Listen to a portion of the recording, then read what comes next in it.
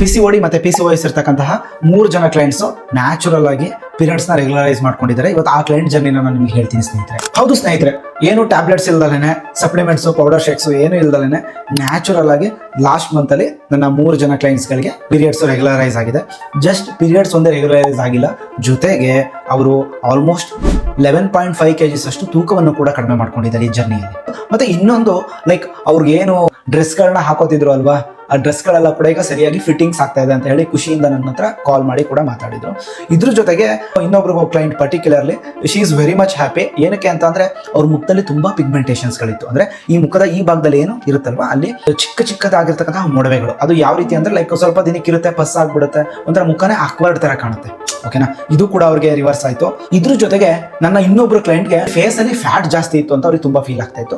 Face ಅಲ್ಲಿ fat ಕೂಡ ಕಡಿಮೆ ಆಗಿರೋದ್ರಿಂದ like she is very much happy. ಮತ್ತೆ ಅವ್ರದ್ದು ತೂಕ ಬಂದು ಲೈಕ್ 60 kg ಕಡಿಮೆ ಅವ್ರ ತೂಕ ನೋಡೇನೆ ಲೈಕ್ 2-3 ವರ್ಷಗಳಾಗಿತ್ತು ಅಂತ ಹೇಳಿದ್ರು. ತುಂಬಾ ಲೈಟ್ ಆಗಿ ಬಾಡಿ ಫೀಲ್ ಆಗ್ತಾ ಇದೆ ಅಂತ ಕೂಡ ಎಕ್ಸ್ಪ್ರೆಸ್ ಮಾಡಿದ್ರು.